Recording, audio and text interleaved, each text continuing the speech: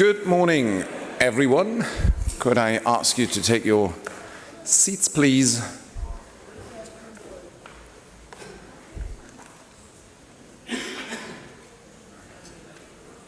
Welcome back.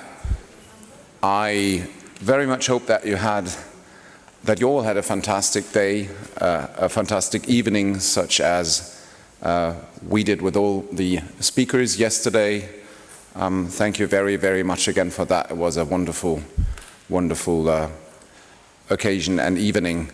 And we had, I think, a very dense day yesterday, so I also hope that you had the time to relax a little bit.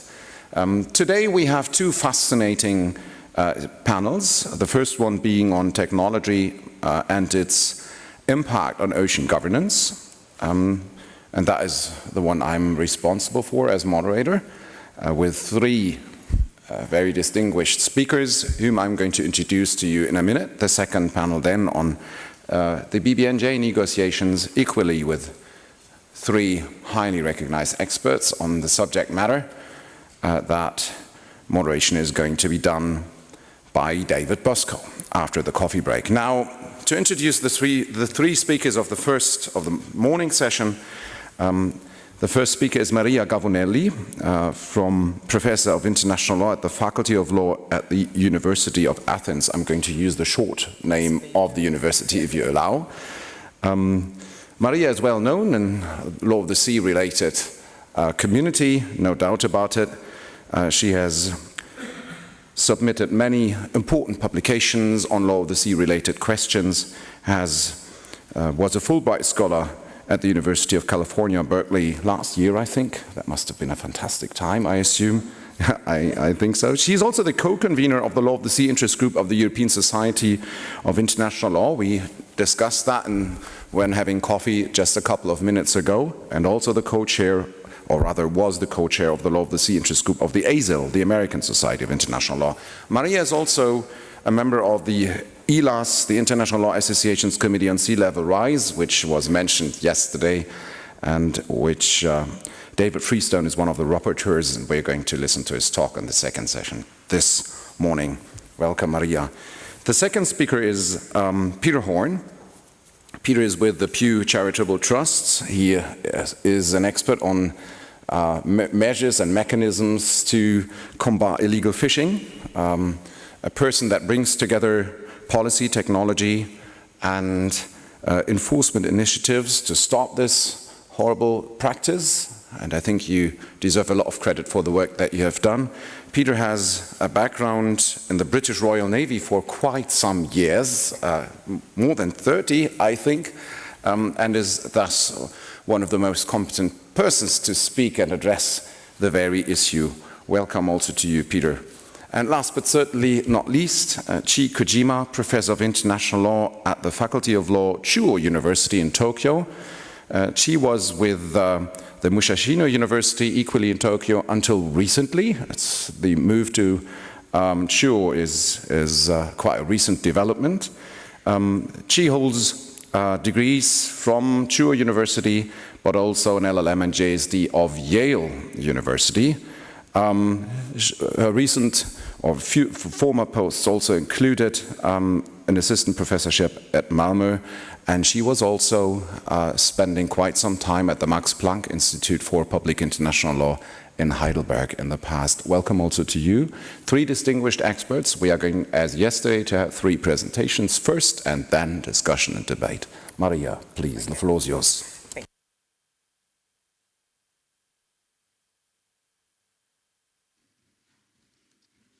Hopefully this thing is going to work. Good morning, ladies and gentlemen, and thank you for being here so early in the morning, and indeed thank you so much for the most kind invitation. Well, challenges and innovations, the challenge is yours, because you have a task in the next 10 minutes or so, and that task is to find out what exactly is bright new and so innovative among the things that I'm going to talk about. I have a sneaky feeling not that much, but then again, you might be surprised. We are going to talk about energy at sea, And energy at sea is actually related to offshore installations that come to a number of formats. The most traditional, of course, are offshore installations of the traditional type, oil and gas, these massive structures that can be found off Norway or the UK or in the Gulf of Mexico or increasingly in the Mediterranean or elsewhere. And pipelines also, there's another ILA committee that would actually be dealing with that, pipelines and cables. And then we're talking about renewable sources of energy, windmills, wave turbines, installations that have to be linked through cables in order to produce whatever it is that they have to produce. In most cases, the situation there, the legal regime, the applicable rules are really business as usual. There's nothing significantly earth-shattering out there. Article 56 of the Law of the Sea Convention on the EEZ, the coastal state has sovereign rights for the economic exploitation and exploration of the zones, such as the production of energy from the water, currents, and winds. As I usually say, I have a sneaky feeling that that phrase was added at the very last moment, because, of course, the fathers of the convention, there were very few mothers, the fathers of the convention, I think, had an inkling that there was something brewing out there with energy, but they didn't really understand what was going on. So, the innovative approach was present, they put it in, and then they said, whatever it is, they're going to sort it out between themselves later on. The innovation lies in the EEZ, because, of course, you would always have offshore installations on the continental shelf. That was the original way of doing business.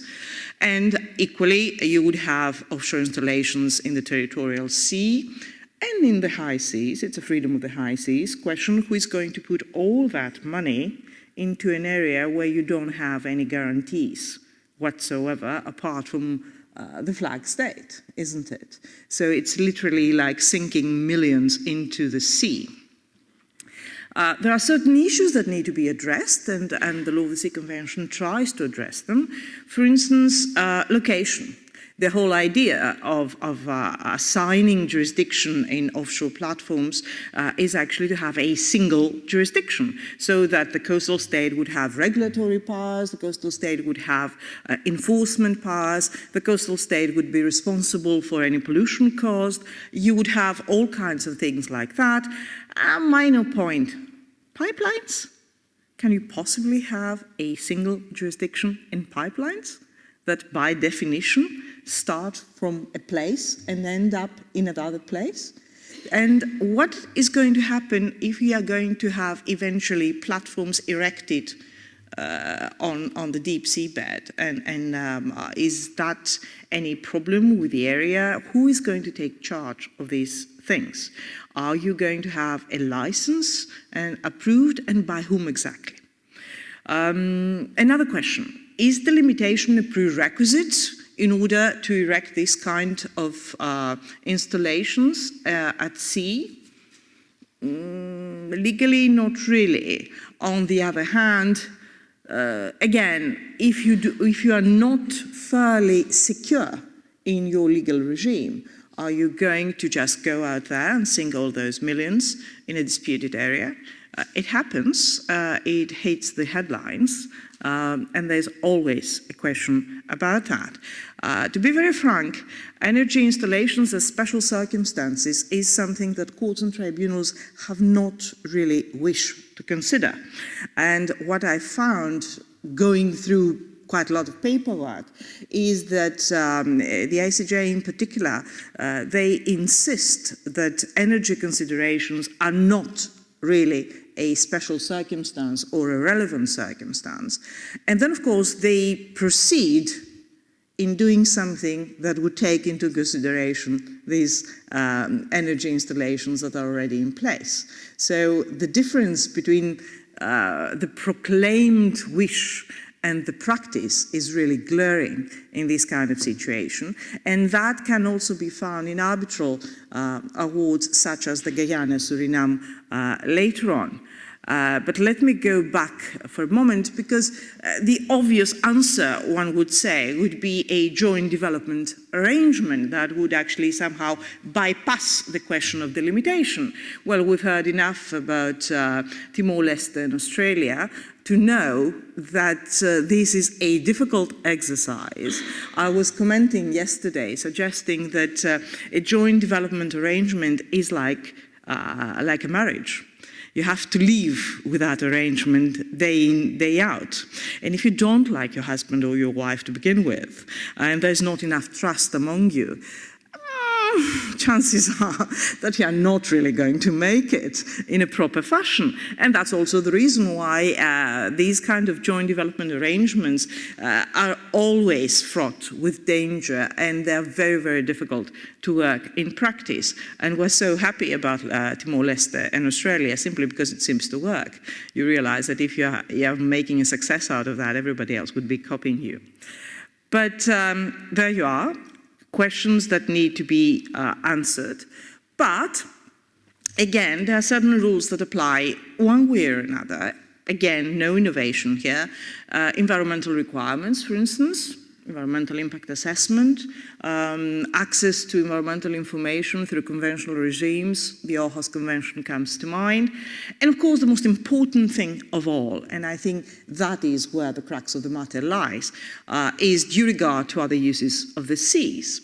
I do remind you that, and I don't need to do so, that the Law of the Sea Convention requires that all users of the sea take care of each other's interests. We do have an EEZ, but at the end of the day, it's not exclusive or as exclusive as it suggests that it is, because you need to take into consideration other uses of the seas. And so we're talking about navigation, for instance. Can you end up with a platform into a major trade route? What about fisheries, commercial and subsistence fishing? And commercial fishing, somehow it's easier because you have bigger boats. But if you have subsistence fishing, where really these are poorer people who would not have the capacity to just move further on, then you might encounter serious problems. And that, of course, depends on whether the platform or this kind of whatever installation we're talking about is erected. You would suggest, you would expect to see them slightly further away. I keep reminding you that, for instance, in Rio de Janeiro, there is such a platform in the middle of the harbor. What do? You know, the ferry comes in and you say, move over. There's always this kind of competition between uses, if you like. The same applies for less or even more complicated issues, such as tourism. When we are talking about an integrated coastal zone management, you need to take into consideration different uses of the sea. And if you have enough space out there, you can do things. If you don't have enough space out there, what are your options, really? In the Mediterranean, which is, as you know, a primary tourist destination, we have so many people already living around, playing around, fishing around, navigating the seas. Can we add on top of that power generation in any shape or form? But can we do without power generation in some way, especially through renewable sources, if we have this kind of population needs wandering about? And of course, the new things, prospecting, for instance, methane crystals in the deep sea bed. We have that in some areas in the Mediterranean. Interestingly enough, in that area between Cyprus and the Greek side and the Turkish side. So you might well imagine things happening on top, and there's another area with methane crystals deep down. Are we going to drop things onto those crystals and destroy them? Or are we going to keep them for future generations, because these are 100% methane, pure energy? We don't know how to deal with that as yet, because, of course, if we release them into the environment, then here you are with all kinds of climate change repercussions. but this is a source of pure energy. And of course, environmental concerns such as specially protected areas. What do you do? A specially protected area, in the middle of that you would have a pipeline coming through. Are you going to just suggest that the pipeline turns around and moves around? That would cost an arm and a leg. It's not exactly the kind of thing. So that's not a very nice photo, simply because I've taken that from with my iPhone, and that is 5 miles off the island of Thassos in northern Aegean. 5 miles from a very nice beach. But there you are. It's there. And that's a traditional oil and gas situation. That's in the North Sea, so you can see the waters are slightly more complicated. This is another photo out of my phone. That's somewhere off Shanghai in the South China Sea. And you can see that there's a lot of information out there. We do need a lot of these generators to produce energy. Can we replace them with one big one? For instance, something that would be thrown away or sent away with these tugboats. But can you see the scale of that? Can you even endeavor to understand the environmental repercussions of this thing? And what about this kind of wave generation, where literally you have little teeny things on the waves, and you would need to produce, if you are going to produce any commercially viable things out of that, you would need acres and acres and acres and acres of space. Can you cope with that? What about the other uses of the sea? And this is where you can generate electricity from the currents. Do you see how intrusive these things are? How are you going to dock? So there are a number of queries that I need to pose to you very, very quickly. I don't have answers, I just have queries. Query number 1, are all renewable energy structures offshore installations in the understanding of the convention? For instance, floating energy installations are fine if you have an EEZ. If you don't have an EEZ, would that be enough? And before you answer, think of this wide variety of things. If we're talking about oil and gas, the moment they drill, they are attached to the bottom, continental shelf kicks in. But if we're talking about renewable energy resources, they are still floating. They are not attached, or they could not be attached to anything. Are they offshore installations in the understanding of what we had? Or what about floating oil and gas installations that are not really installations, but they come in this shape? It's actually the hull of a ship. And the ship is stationed out there, and it's really this. So it's not one thing, it's a veritable factory out there that needs to be accommodated in all kinds of shapes and forms, and it has to have space and it has to go into the deep sea bed. Query number 2. Okay, you put these things along the way, and now what? If you're going to generate energy, then clearly that energy needs to be transferred to the shore, isn't it? So you need to have cables. Now, in the old days, you would have a single little thingy. Not anymore. This is what a new cable would look like. That would have data, electricity, all kinds of things into the same line. And it would go on forever and ever. So what regime would apply? This is the kind of connection that we're talking about here. So one possibility would be an accessory to offshore structures. This is what we have done in the Mediterranean, where the Mediterranean Offshore Protocol really says that whatever cable you have there, it's part of the process. Another possibility is to have a separate regime, a very old regime that goes back into the Law of the Sea Convention, and of course has a negative aspect and a positive aspect, meaning that the coastal state may not impede the laying and maintenance of cables and pipelines. We all know that you cannot do anything without the consent of the coastal state, and this is somewhat misleading. It's not really the situation. Or it could be a traditional freedom of the high seas, where you do have a right of passage to lay such cables and pipelines, but there's also an equivalent duty to control. And again, you have provisions here that come from a very old source. It is the 1884 Convention, Paris Convention, that regulated the very first cable, telegraphic cable, between Europe and the US. So are we going to take copy-paste provisions that go back to 1884 to regulate cables in the 21st century? Is it really the same species that we're talking about? I don't know. I'm asking. Third query, and that's the end of my list of issues. What about protecting offshore installations? The rules say that the coastal state has exclusive jurisdiction and that it may establish reasonable safety zones and take appropriate measures. Correct? Correct. But if you have multiple users and uses of the sea, what are the appropriate measures? For instance, again, in the Law of the Sea Convention, it says that you can have a safety zone of a radius of up to 500 meters. Would that be enough? Absolutely not. If you have these massive structures, there's clearly no possibility that this is going to be sufficient.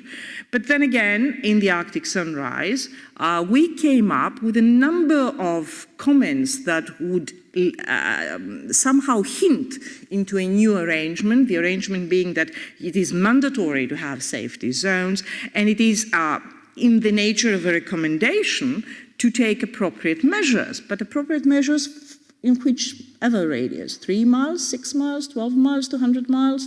I mean, you know, all kinds of varieties have been suggested. What kind of measures? How are you going to protect these installations? Again, the tribunal in the Arctic Sunrise arbitration came up with a list. Violations of the laws adopted in conformity with the Convention, dangerous situations, negative environmental consequences, delay or interruption in essential operations.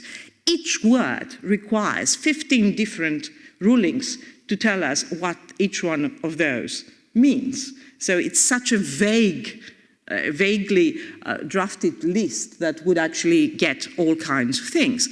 And then we also know that there are certain things that you can do and there are certain things that you cannot do. We know that you can take enforcement measures, but you cannot use force.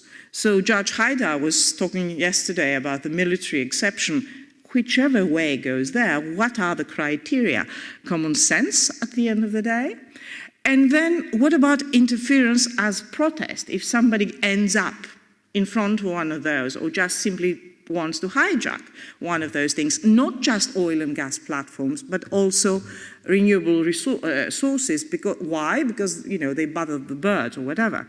I'm always very, very interested in the idea of the Arctic Sunrise, where it said that you have to tolerate some level of nuisance.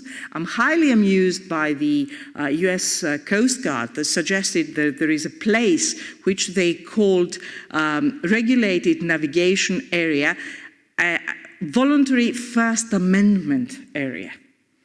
Right to express an opinion and right to protest. And if all these do not work, then you simply have to go back to the protocol on the suppression of unlawful acts against the safety of fixed platforms, but only fixed platforms. And nothing else, no floating devices. In other words, if you have renewable sources, forget it, it doesn't work. And of course, it does not generate any new jurisdiction, you must have jurisdiction. So if you don't have any EZ, forget it. It doesn't work. And you do have a simmering pot of potential disputes out there that would deal with that.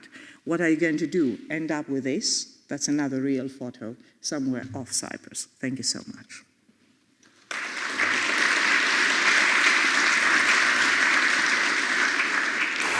Thanks so much, Maria.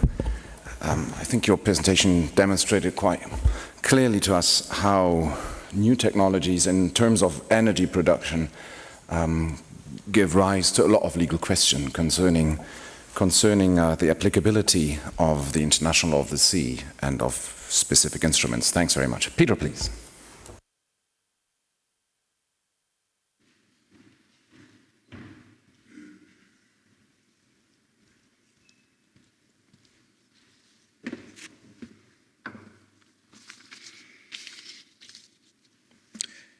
Good morning, and thank you very much indeed for the opportunity to speak to you today and organising such a fantastic conference. And thank you as well for the title of this panel, because I think it's the best panel title I've come across in a long while, is Technology Transforming Ocean Governance. Yesterday, Andrew briefed you a little bit about Pew and what it is and what we do, and I'm here representing our International Fisheries campaign. And that campaign, in a nutshell, is all about rules and consequences, trying to make sure that the right rules are enforced and there are consequences for people who actually break those rules. We're also very much interested in levelling the playing field, getting it equitable. Not meaning that just the people who have the money and the means to exploit the oceans do so, that it's shared evenly. And to do that, we're split into two different piles in the international fisheries. One, the Regional Fisheries Management Organisation, and again, Andrew touched on that yesterday, and my little section, which is ending illegal fishing. And ending illegal fishing is, we think about fishing as an environmental crime, but it isn't. It's got an economic implication. It's got a social dimension. It has, of course, got an environmental dimension, and it's also got a security dimension. Some of the crimes associated with illegal, unreported, unregulated fishing are egregious. Murder, slavery, all sorts of things which are facilitated by the lack of governance which allows illegal fishing to occur. So how are we addressing it? Well, my campaign, we split into 4 main areas. One, on policy. So next week, I and a number of our team are going to be in Torremolinos, where we're working with the International Maritime Organization to try and bring the Cape Town Agreement into force, trying to put something there, get fishing vessels onto the legislative books and protect the workers of those fishing vessels, make sure those vessels are safe to go to sea. We also work very closely with the FAO on the Port State Measures Agreement, how we actually get the land the fish. And we also work with the ILO and their Convention C188, which is on decent working conditions on the fishing vessels. We also work with the EU on their market measure, the IUU regulation, where they try to encourage nations which sell the fish to them to actually make sure that they govern it correctly. And then we look at all of the responsibilities of the flag states. We have a technical and analytic team, which is what I joined initially, and that's probably the one that you're most interested in. We also have a security and convergence crime element, where we say, don't just treat this as an environmental crime, think more broadly.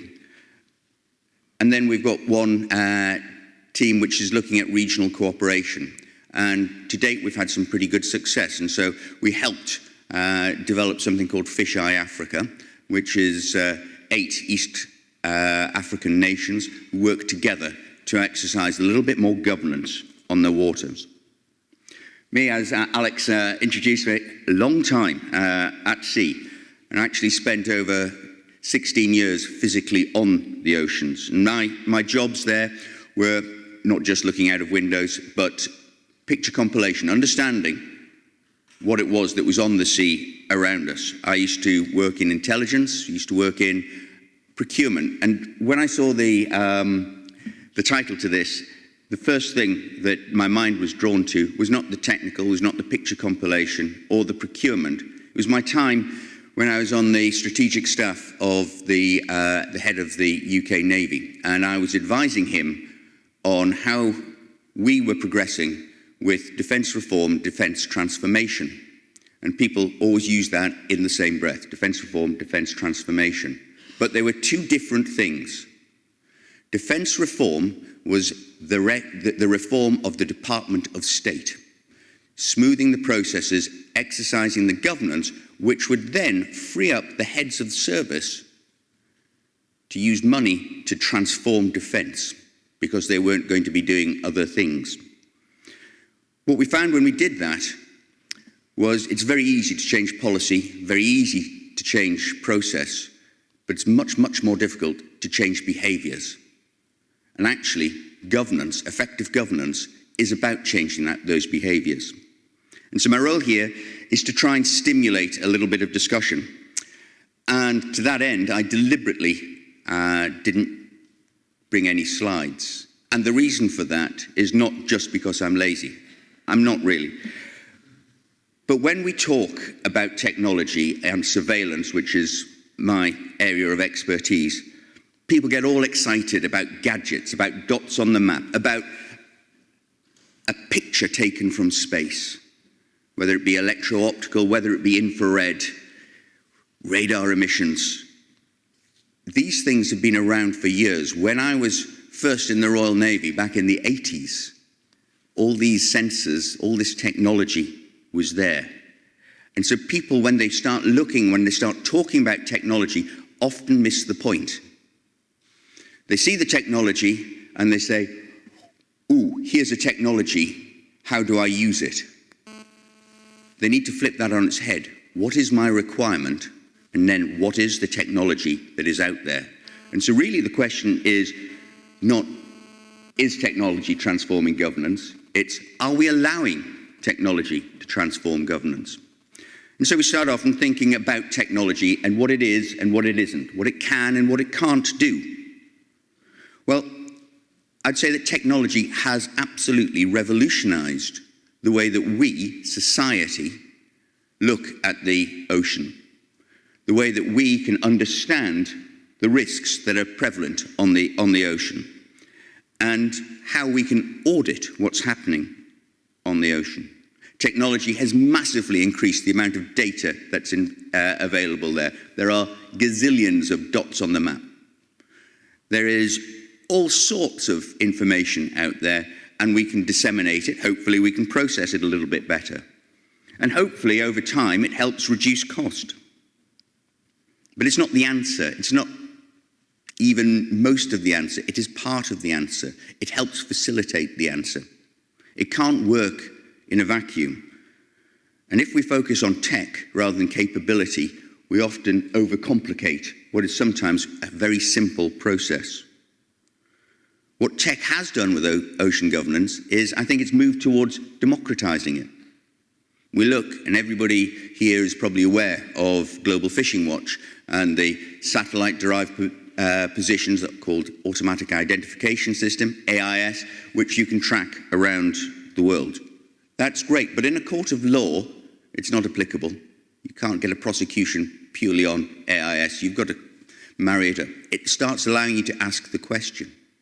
You've got organizations like Sea Shepherd, and Principe Sao Tome was mentioned yesterday, and I was talking to one of the captains of Sea Shepherd, Peter Hammerstadt, who said that the case of Principe and Sao Tome, when the Thunder scuttled itself in their waters, transformed the way that they operated. They used to just be concentrating on stopping whaling down in the Antarctic. At that stage, they realized that they could actually help transform the governance of the waters. And so what you're seeing Sea Shepherd vessels do today is they're operating off the coast of Africa. They're embarking law enforcement officers from the African nations in whose waters they are operating. And companies such as KSAT are providing them with AIS data and satellite-derived imagery to allow them to go and interdict fishing vessels and actually exercise that governance on the water. Technology and law is always an interesting one, and I'm going to do a little bit of audience participation here. How many of you have heard of Moore's Law as relates to technology? Only 3? The speed at which technology develops doubles every 2 years. I was hoping to get a little bit more people had actually heard of Moore's Law, because at the same time as Moore was making that law in the 60s, there was somebody called Alan Westen. Now I've got a bunch of lawyers here. Has anybody heard of Alan Westen? Interesting, because at the same time he was looking at technology law and societal change. And he was highlighting how the speed at which technology goes, the speed at which society take up the technology, and the speed at which our law can change are three very different things. And so therefore, if you're trying to get a law which covers all eventualities, you're doomed to failure. And interestingly enough, Maria, I chose the Arctic sunrise as well, because in the ITLOS findings there, one of the things that they said, and I'm sorry I shall read, is that rules must be interpreted in the light of their object and purpose, having regard to the use of modern technology.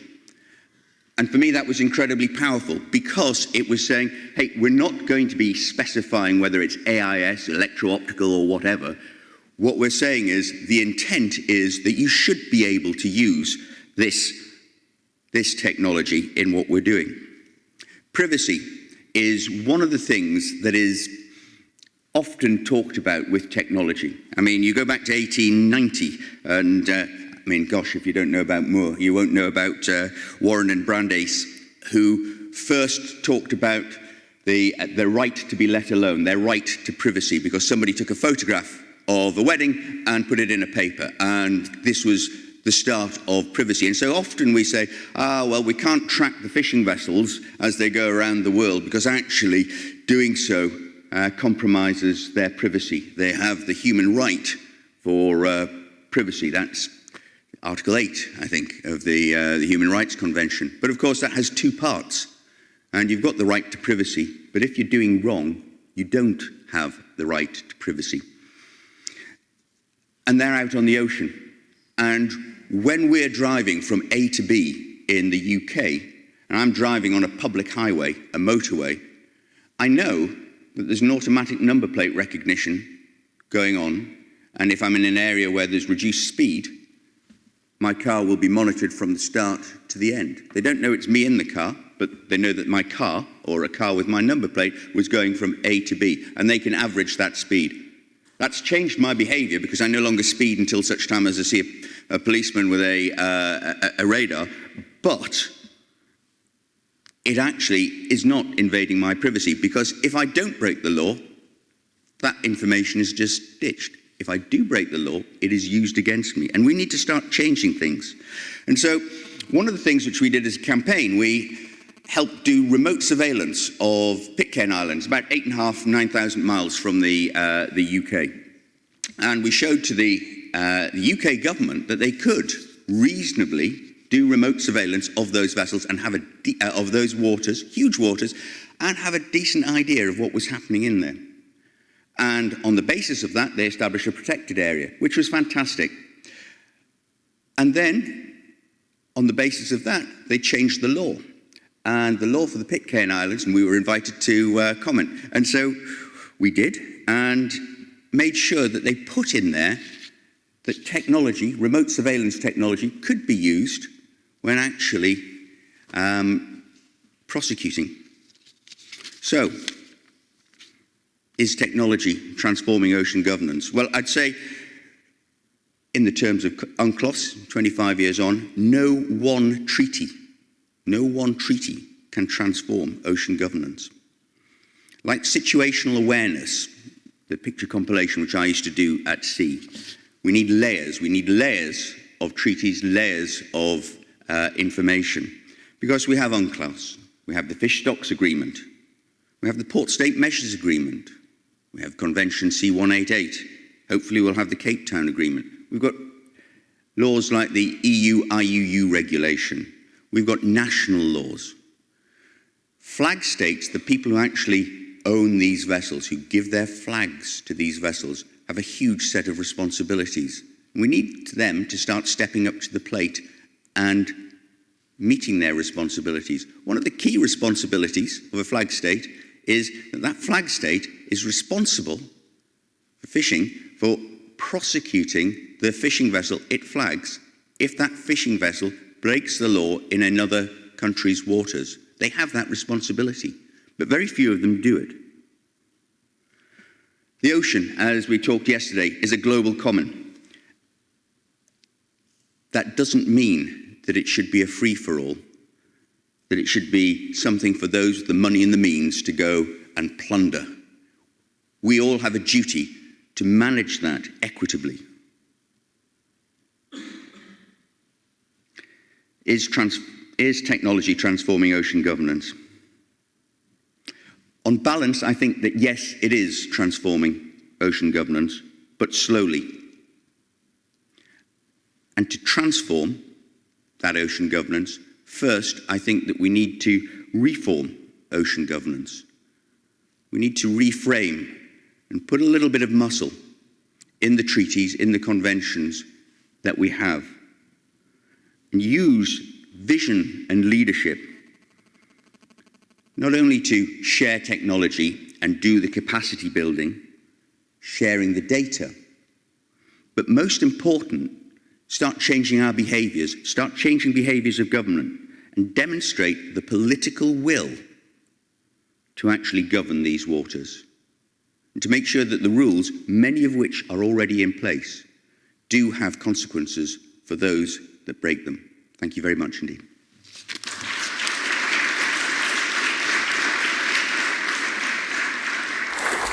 Thanks very much, Peter, for your excellent presentation, which, as Maria's, is providing a fantastic basis for questions and discussion, also because of your thought-provoking submissions. Thanks very much.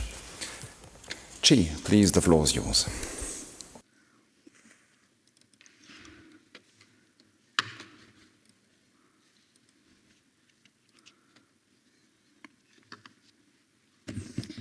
Good morning, everyone. It's a great honor to be here today, and I'd like to thank the organizers for inviting me to this conference. I have a goldfish, 3-centimeter goldfish at home, which was caught by my 5-year-old son in the goldfish scooping. And it was originally very much stressed, chased by loud kids. And normally they die immediately when they are brought back home, those fish. But I succeeded keeping it alive for 1 month by now. And I must say they are very sensitive, and I'm very astonished. It's so difficult to let such a small fish to be alive. So today, with this story, I'm going to discuss underwater noise pollution. Oh, how can I change the slide? No, it's not working. No, it's not. That's the reason. Oh, so, okay. Underwater noise pollution arising from seismic surveys, and how this topic relates to the interpretation and application of Part 12 of UNCLOS on the protection and preservation of the marine environment. Among different sources of an underwater noise from seismic air guns is considered to be the loudest and is increasingly used in recent years in the global race to search for oil and gas reserves in the seabed. The size of the seismic survey market is relatively small, and only around 10 corporations operate 90 vessels in the world. Yet the entire world depends on the technologies once the exploration leads to an actual production. At the moment, seismic survey, normally using air guns, is the only means to determine if likely oil or gas-bearing strata lie beneath the seabed. But interestingly, the industry has been taking the initiatives to develop alternative technologies that are less harmful to the marine environment. Such activities of the private industry create the context in which international law evolves in various ways, as well as UNCLOS. Underwater noise is increasingly gaining attention in the international legal community, and different sources have been identified as having impacts on marine life. The United Nations open-ended informal consultative process on oceans and the law of the sea discussed the theme at its 19th meeting in 2018. Other international institutions such as the IMO and conferences of the parties of the Convention on Biological Diversity and the Convention on Migratory Species studied the topic and adopted resolutions and non-mandatory guidelines. The UN report states that anthropogenic and underwater noise has a negative impact on 55 species, including marine mammals, fish, marine invertebrates, and other species, causes behavioral changes that include leaving or avoiding the area around the source of the sound, changes in feeding patterns, and changes in social behavior and movement, and most significantly causes physical damages to the marine animals, including temporary or permanent hearing loss, and in extreme cases, death. Talking about technology, air gun arrays towed by a vessel direct a high-energy sound pulse into the seafloor, and the streamers attached to the vessel measure the pattern of reflected sound waves. During a survey, 12 to 48 air guns are simultaneously fired every 10 to 15 seconds. The normal source level of an air gun array can reach up to 260 decibels. The level of a seafloor volcano eruption. And for your information, 120 decibels is the threshold where noise becomes painful to humans. Sound signals from seismic airgun surveys can be received thousands of kilometers away. A seismic survey vessel tows several streamers behind it, which collect the reflected sound waves with their acoustic receivers. And from the collected data, a three-dimensional picture of the seabed is drawn. So are there alternative technologies? Interestingly, currently a group of major oil and gas companies, as well as seismic survey companies, are jointly developing an electrical marine vibrator, which is expected to reduce noise significantly in exploration. In addition to this, a single Japanese company, also developed a similar marine vibrator in 2016, which is already tested but not used at the moment. So, at the domestic levels, several states created guidelines which are mostly non-binding. Those states include the UK, Ireland, USA, Australia, New Zealand, Brazil, and Canada. These soft regulations apply only to those who conduct seismic surveys in their own waters. These domestic regulations include mitigation measures such as source reduction, geographical and seasonal restrictions, setting exclusive zones, visual surveillance, and soft start, ramp-up techniques. It has been pointed out that many of the existing guidelines in place are outdated and based on inadequate data. And again, these regulations are effective only within the areas where they have jurisdiction. So how can international law of the sea play a role here? There was no discussion on underwater noise when UNCLOS was drafted. Other treaties do not explicitly address underwater noise either. The question whether UNCLOS can oblige states to take measures to prevent, reduce, and control underwater noise is left up to the practitioners who interpret the convention in the light of its object and purpose. If UNCLOS can integrate the notion of underwater noise pollution, the next question is from where could the obligations of the coastal state, which makes which makes a contract with those companies, and the obligation of flag state of seismic survey vessels be found under the convention. So there are many provisions relevant, but I would like to highlight a few due to the limit of the time. First, the convention doesn't specifically refer to noise as a source of marine pollution. Instead, Article 194, paragraph 1 of UNCLOS stipulates states' obligation to take all measures to prevent, reduce, and control pollution of the marine environment from any source.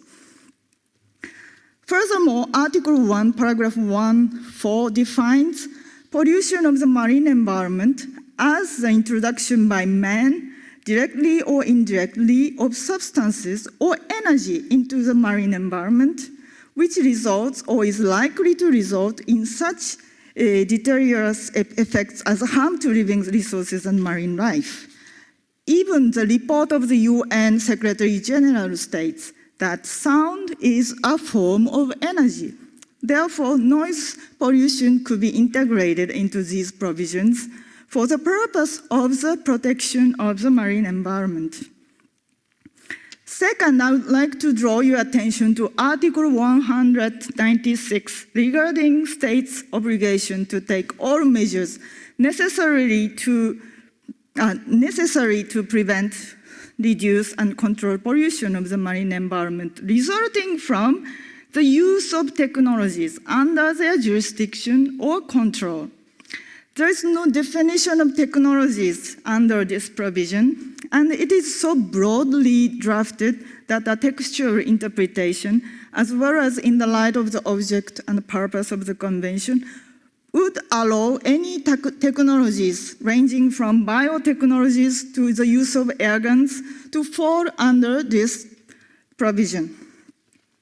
I also would like to emphasize that the phrase under their jurisdiction or control can be interpreted that the responsibilities are attached to the activities involving the use of technologies, regardless of their geographical locations. This would mean not only the coastal states, but also the flag states of those seismic survey vessels operating in the exclusive economic zone of developing states, which do not have any guidelines or whatsoever on marine seismic surveys in their waters, are under the obligation to prevent noise pollution under Article 196. Finally, I would like to highlight coastal states' legislative jurisdiction over marine pollution arising from or in connection with seabed activities under Article 208. Under Article 208, coastal states are obliged to adopt laws and regulations to prevent, reduce, and control pollution of the marine environment arising from or in connection with seabed activities subject to their jurisdiction. Paragraph 3 states that such laws, regulations, and measures shall be no less effective than international rules, standards, and recommended practices and procedures. The question remains as to whether such international rules and standards will be made quickly to meet the challenges. So far, at the moment, underwater noise is discussed at different institutions, including the UN, IMO, CBD, CMS, IWC, and EU, among others. Which authority should take the responsibility to establish such international rules, standards, recommended practices, and procedures for seismic surveys? As to underwater noise arising from seismic surveys, the Convention on Migratory Species adopted EIA guideline for seismic surveys. The question remains as to whether Conference of the Parties to the Convention on Migratory Species, with 129 state parties, can be considered as such competent international organizations. So my conclusions, the example of seismic surveys used in exploration activities indicates a unique balance among technologies possessed and used by a small number of powerful companies, the energy security of the international community, and the protection of the marine environment enshrined under UNCLOS Part 12. Regulating these businesses at the international level might not be feasible unless otherwise we have alternative technologies, be they marine vibrators or renewable energy power plants. The speed of the transformation and the structure of regulation can be quite different depending on the easiness to acquire the technology in question, technically or economically. In conclusion, Part 12 of UNCLOS can, maybe it may sound optimistic, but can integrate underwater noise in its provisions, in my opinion. What we need to do in the future, first, different international institutions need to coordinate works on underwater noise and develop international rules, standards, recommended practices, and procedures to be integrated into UNCLOS. Furthermore, participation of the private industry in the international rulemaking processes is also an important step for successful regulation over the industry with adherence. Third, a public-private partnership in research and development of alternative technologies may accelerate those processes. Thank you very much.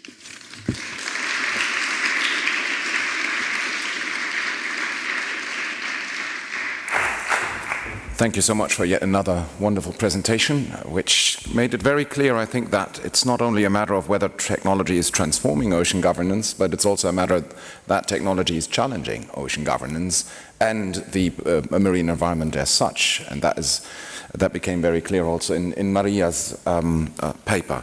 Thank you very much. I think we have a wonderful basis here for questions and comments and some discussion, and I'm looking at the audience whether there is any volunteers. Yes, the first one right there at the end of that side of the room.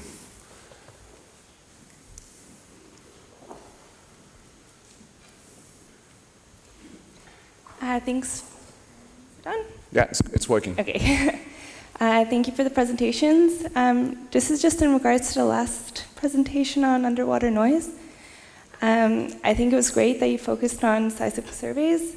There's, since 2004, I think there's been a lot of development from the legal side as well, talking and kind of about the technology, because there's so much progress on the scientific side, and I think sometimes the legal side could be slow, but here I feel like it's been pretty up to date, and I think since, Alex Elfrink's paper way back where he linked energy to sound, I think a lot of progress has also been made and a lot of support suggesting that this is actually a source of pollution. So I think that seismic surveys is pretty interesting. But my question related to technology in general is, so in relation to shipping, there has been some suggestions that areas to be avoided would work, but then because of climate change, this might increase emissions and reduce efficiency if you're always detouring. But because you said there's only about 90 ships conducting seismic surveys, I'm kind of wondering if this could be an option, and because there are technologies that if you're coordinating with kind of on coast and then seeing, okay, so now there's these whales, this is their migratory route right now, maybe we just hold off until this passes or go to another area, and I think there's the technology to coordinate and spot where the most endangered species are or the most at-risk species are. This won't count the invertebrates, of course, but there's still, it would mitigate the impact. So I think there are tools. I don't think it's so, I think potentially it's not so much about which organizations should be taking a lead, because a lot of them are, and then now there's kind of pushed by the IMO, there was also kind of now a standard for regulating, for measuring the level of noise. So I know that a lot of people have also been pushing with the precautionary principle to it's not like, even if we don't know what is the impact, we should still do it. But I'm wondering if for now you think it's viable to use what we have on shore with the ships, which if there's only 90, I think it's possible to have temporary areas to be avoided.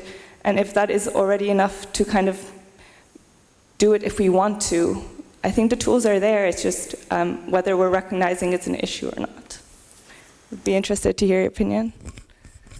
Thank you very much for that question. And there's two more, then I won't ask my question, but rather take two more and then, give you the chance to answer, and then we have a second or maybe even third round. Joanna, please. Thank you to all of you for a fascinating panel. My comment and question is for Maria. Maria, you struck a chord with me when you were talking about the fact that there are all these new technologies and ways of exploiting the resources of the oceans, which perhaps are straining a little bit the interpretation of the convention. And it brought to mind an issue in New Zealand a few years ago in response to protests against seismic surveying. New Zealand put in place legislation that allows them to put in non-interference zones, not safety zones, but non-interference zones around vessels who are actively undertaking seismic surveys. So it's a moving vessel. And the idea there was to use the Article 78 and the sort of idea of, as long as you're not infringing or unjustifiably interfering with high seas freedoms, then you've got to be able to take certain steps to protect your interests. And I'm wondering if you think that those sorts of Article 78 and also the due regard obligations give that scope to states to interpret the convention, flexibly to respond to those new technologies. Thank you very much. And then it was Andrew, was it? Yeah. Thanks again to all of the panelists. Very thought-provoking presentations. Maybe one theme that emerged from all three was the importance of fora, perhaps institutional fora, for continuing conversations about these emerging technologies and our potential responses to them. And so my question to all of the panelists would be, what role do you see for existing sectoral and regional institutions in formulating our management responses to all of these different technologies? What role are they playing? What role could they be playing? What role should they be playing? And Professor Kojima, you touched on this point quite explicitly at the end of your presentation, so maybe you could just say a few more words about your views on the CMS guidelines and their efficacy and whether or not CMS is indeed a competent organization to be addressing this problem. Thank you.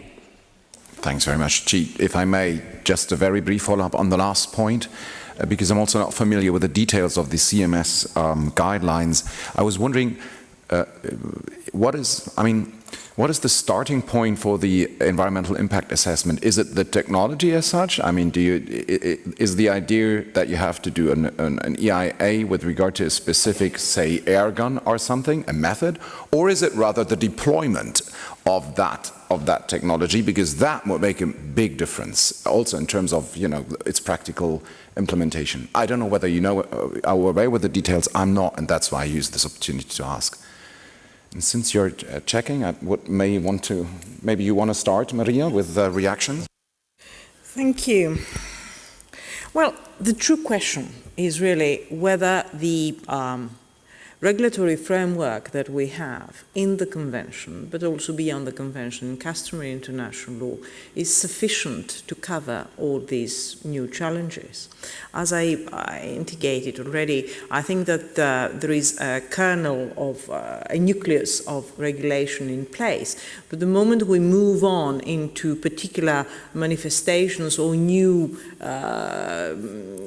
methods, then we start asking questions, and sometimes we're not covered. The question of seismic surveys is exactly such a situation. You can use traditional methods in the law of the sea to make sure that you can cordon off an area. You can have an AFTEX, for instance. You would indicate that somehow people should not approach a particular area because there is this activity taking place. Next question is, for how long? How are you going to police that? If there's going to be somebody coming in, is that enforcement measure or use of force? Do you have to use your guns at the end of the day if they are rather recalcitrant? Would that be freedom of expression, human rights at sea? Would that have other repercussions later on? Keep in mind that especially for seismic activities, there is a very important economic, financial element involved, because the seismic activity must follow a particular pattern. So if you move the ship away, or if you delay the ship, or somehow make it change course, then the whole lot gets thrown out.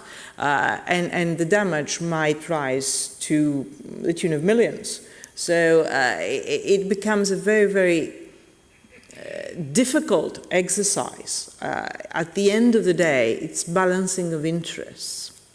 To a certain extent, it's an interpretation process of existing rules. And therein lies, I think, the use of institutions, because institutions provide platforms in which we can test the limits of interpretation. But at some point, interpretation would actually need to move on to the creation of new rules. And the generation of new rules in international law, and especially in the international law of the sea, is a whole different thing, isn't it? And of course, traditional means are there. We all get together in BB&J and try to come up and put words on paper. It's not that easy. Imagine if you also have all kinds of non-state actors or everybody else who would actually need to intervene. A particular area, and with that I would finish, a particular problem in using technologies is, new technologies, is that in most occasions, lawyers, the traditional lawgivers, lawmakers, do not really have an inkling of what it is that we're talking about. And that's also true in the oil industry. We are talking about drilling regulations, but most MPs don't have a clue. So what happens is that you have the oil company coming in and suggesting a set of rules, and then Parliament sort of invests that set of rules with the power of the law. Do they have a full understanding of what that entails? I highly doubt that.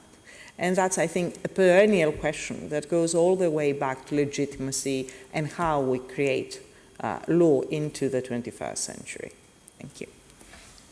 Thank you. Peter, you also want to react to? Well, thank you.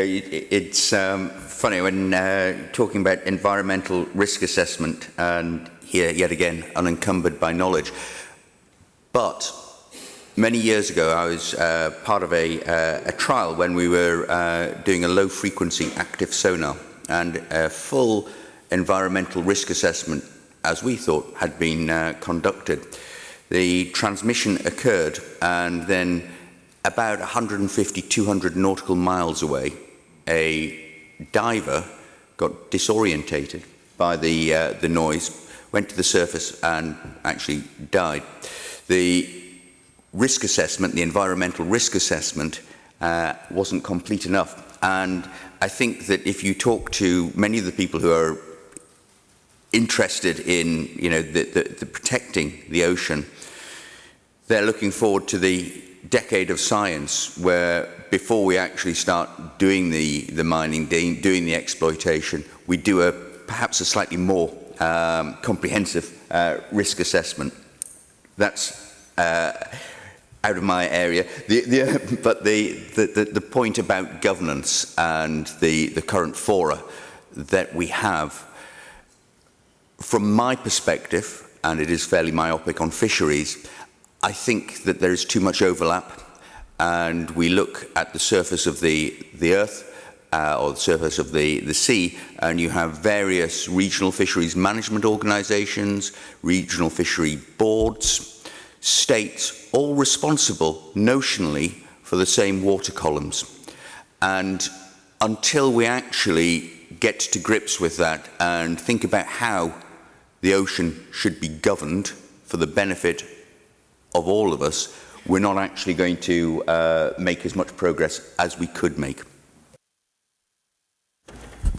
Okay, first I want to respond to your question, Alexander.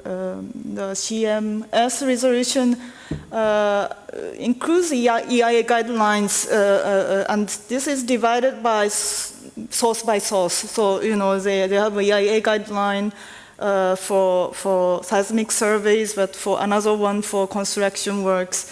And each EIA, so the EIA in question I'm talking about on seismic surveys has different component description of the area and equipment, activity, and so on. So maybe you can have a look at that.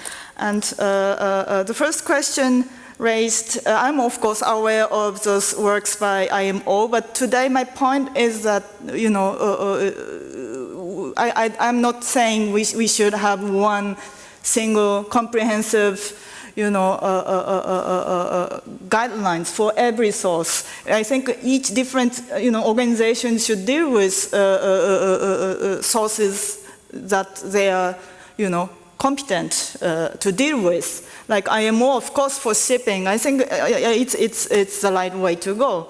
But for seismic surveys, for me, it doesn't seem that, you know, a specific, also especially for those exploration activities in the areas within jurisdiction, within the coastal state jurisdiction. I don't know if any, you know, single institution can deal with that, so I raised that point, and whether UNCLOS can serve as a kind of umbrella, you know, instrument to deal with this issue. So, and yes, and so far as Andrew, you mentioned that CMS, whether CMS can be considered as a competent international organization, I question that to myself as well, so I leave it as a question in my presentation. I'm not sure at this point. They are taking the lead in developing this EIA.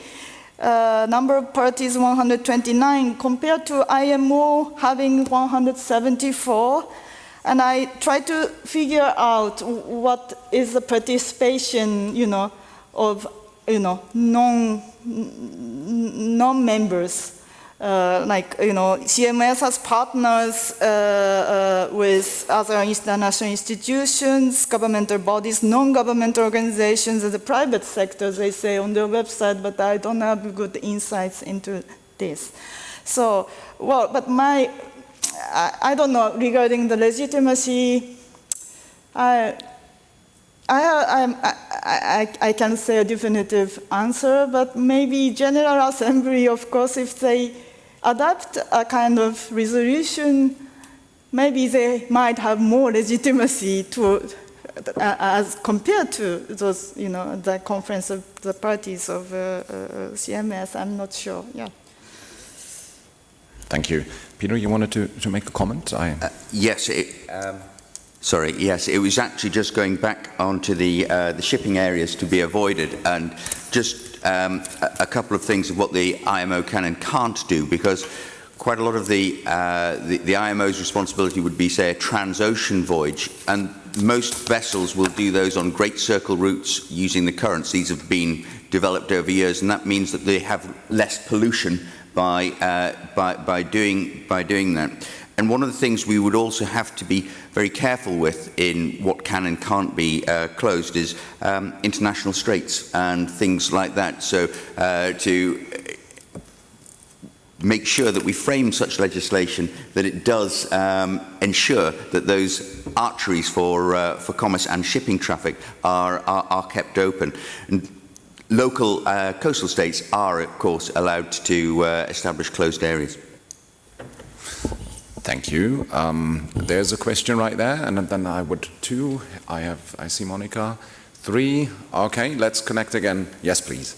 Can I all please ask you to try to be comparatively brief, because then the more people can speak. Thank you. Yep.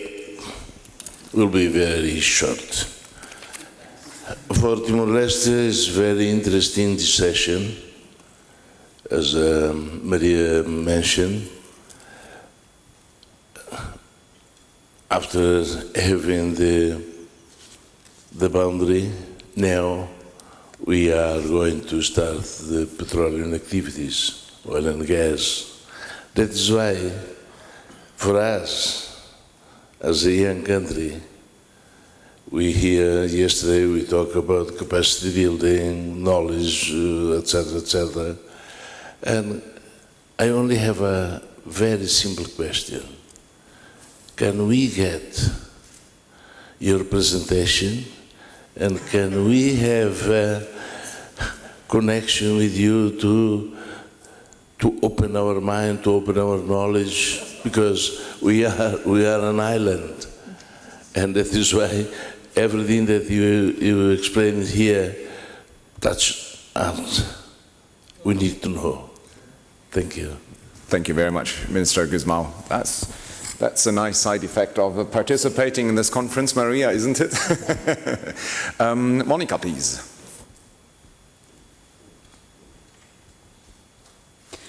Yes, my question is also for Maria. I'm wondering what are your views concerning the possibility to have a convention that deals specifically with oil pollution, gas exploration, pollution, and the sea. In particular, considering that IMO has dealt with that when it comes to oil pollution from ships, but not from platforms, and that has been taken out specifically, was not successful so far. And I feel that there is a big gap because there is a serious impact if there is oil pollution, and that may go even transboundary. And what happens then? Thank you very much. Gabrielle, please. Yes.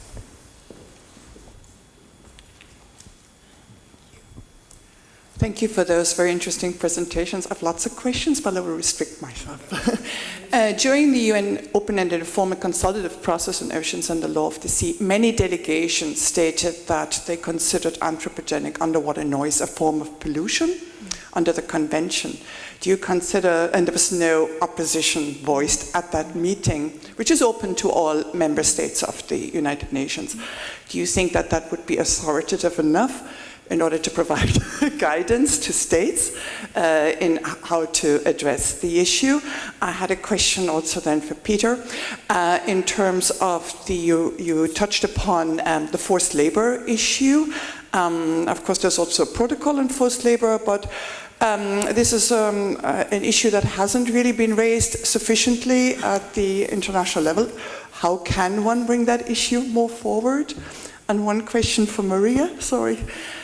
In terms of Article 79, paragraph 4, in the jurisdiction of the coastal state, how do you see that jurisdiction in terms of high-powered cables that are connecting wind farms on the extended continental shelf? Thank you. Thanks very much. And if you please allow me to also abuse my role as moderator to also add 2 small questions. Bear with me, please. And 2 of them go to you, Maria. And the first one is inspired by the last picture you showed, the drilling vessel. And I'm just keen to know, is it a vessel? Then it's navigation, and then we are in the realm of 58 of the convention. Is it a platform? Then we are in the realm of 60 and 56. Or is it both? Does it depend? And how can we distinguish? That's my question to you, and a question to Chie, if I may. Some of the seismic surveys are, these kind of activities are not only done for the purpose of exploration, but also for marine scientific research. And then we have another regime coming into play, and I wonder, if we focus on such MSR-related activities, does that have an impact on your conclusions? How do we reconcile the MSR regime with Part 12 of the convention? Do you have any thoughts on this? And then I look into and Peter Ehlers there, and that's going to be the last question of the session. You know, we are putting enormous pressure on your shoulders here, but you have a nice opportunity then to come up with your final conclusion. Sorry for creating sometime problems. I will be very brief. Only 2 remarks. First one to you, Peter. As I'm a lawyer, I must tell you I cannot agree with your view that when you are doing wrong, you will lose privacy. That will not work. And what I'm always telling my students is, we lawyers, we say that depends. That depends very much on the circumstances. But the other matter is, we lawyers always tend to discuss all these fundamental legal questions and UNCLOS and whether it's covered or whether it's not. When do we start by elaborating standards we need? We are always saying, yes, we need international regulation standards. And so why don't we start to establish standards? Why don't we say, let's stick our heads together? Do we get some common view on what we need? And if we come to some results, then I'm totally sure we will also find the legal form to deal with that. Thank you. Thank you very much. Now, time for answers. Who wants to start?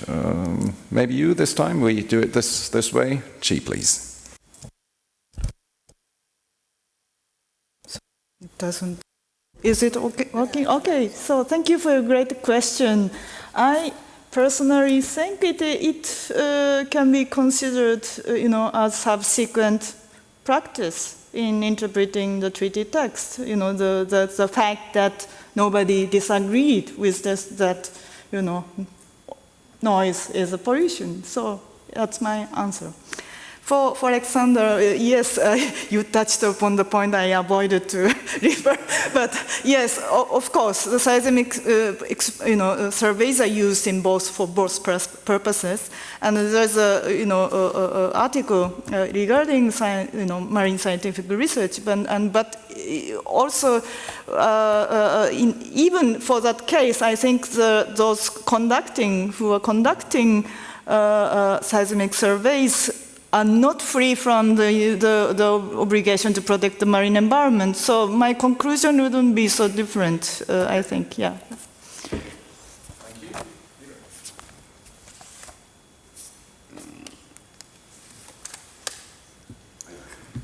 I'm not using this to pay Alex. No. If I may just come back very briefly on the privacy issue, because a lot of people talk about rights, but there's also rights and responsibilities, and I understand the debate. The reason why I pulled this out is we're often told that there's too many fishing boats that we can't actually monitor them, and actually the fishing vessels have got that, they've got that right to not be observed, to go about their business. How many of us have these? Everybody, and we can use them pretty much all over the world. And when I put this into an ATM, or I put this into a machine for the PIN, I've identified myself as being there, and I'm actually using the global system which allows me to pay. I'm being paid in the UK, and I can pay in any country or draw out money in any country in the world. The fishermen who are going around the ocean are actually doing that. They're drawing out from the ocean. And so there should be no real problem with them saying, hey, I'm here, I'm drawing out from the ocean, because that is a global common. So I'm not a lawyer, but I'd be interested in that debate. Thank you very much for the question on the forced labour. Quite often, people say, yes, this is terrible stuff. It's happening in the Pacific, in the Indian Ocean. And I say to my friends, it's happening in the English Channel. It's happening in the Irish Sea. And the laws are written in such a way as we, the UK, America, all other countries, actually help facilitate these horrible working conditions for these people. What are we doing to move it on? Well, next week I mentioned that we have the Torremolinos conference, the ministerial conference, which the IMO are hosting. One of the things which we as an organisation have helped do is get the FAO the IMO and the ILO to have a joint working group talking about IUU fishing and starting to get them to treat their 3 key treaties as far as we're concerned, the PSMA, Cape Town Agreement and ILO C188 as 3 treaties which can be used together to combat IUU fishing. And I think we're making progress there. And I was very encouraged. A couple of weeks ago, I was in Vigo, and Consumar had, which is the industry, with the FAO, had organised a conference where the social dimension was front and centre. Questions? Some years ago, I don't really like to recall how many, there was this young lady who had just received her PhD on pollution from offshore installations and received a call from the Ministry of Foreign Affairs asking her to go and negotiate a protocol on pollution from offshore installations.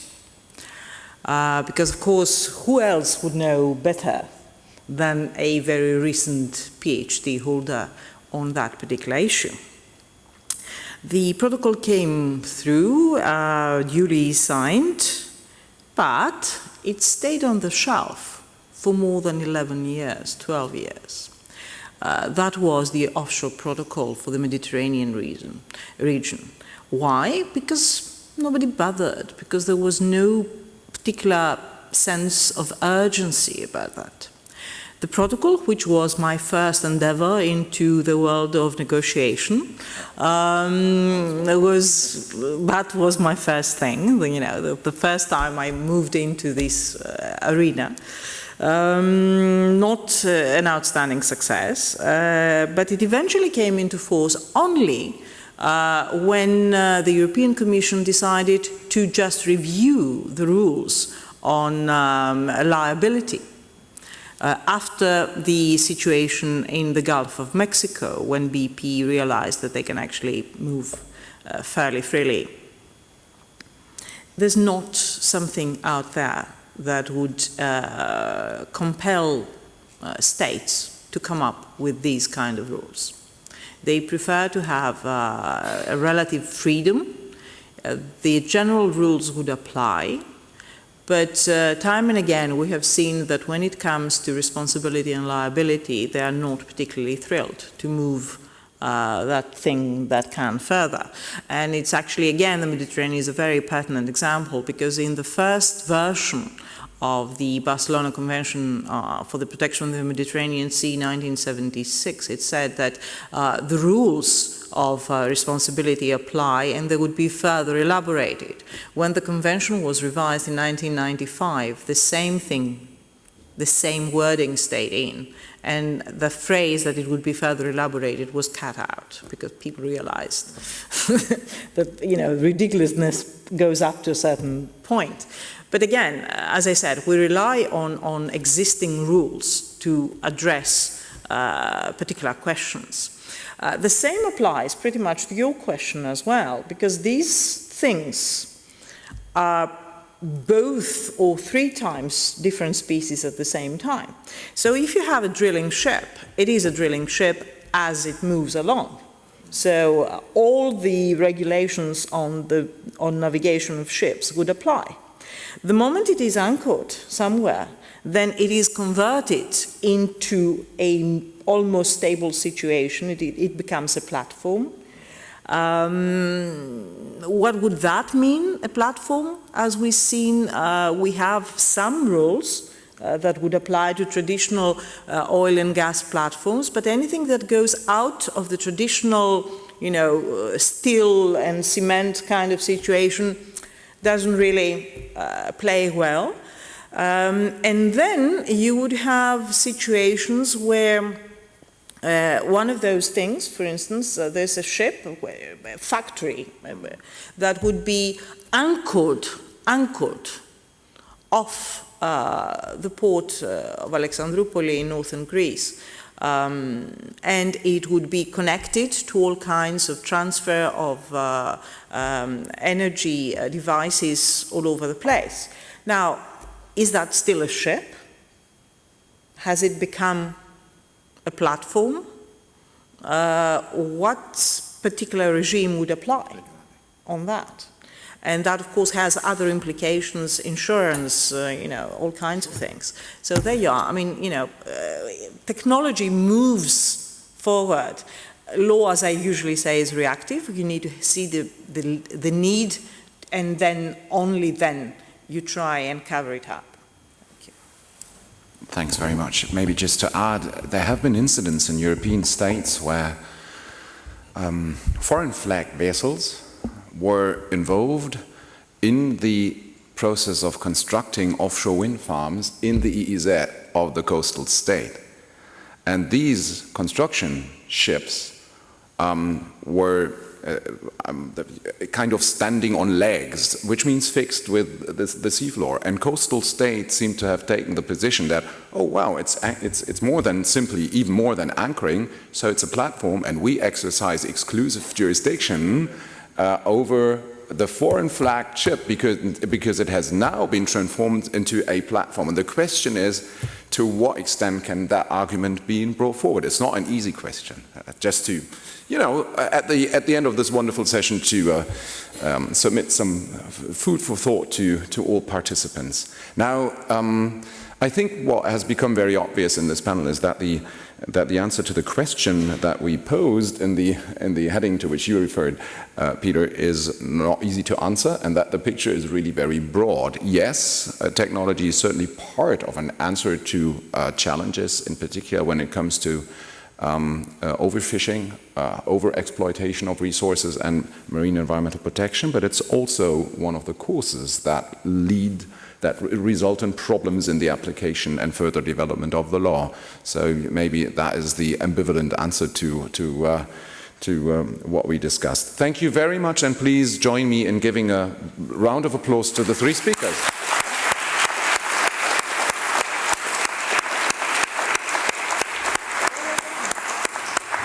And now we have a coffee break of, say, some 25 minutes, and then it's going to be the final session on BBNJ, which has been mentioned a couple of times already in the last 1.5 days, I think. Thank you.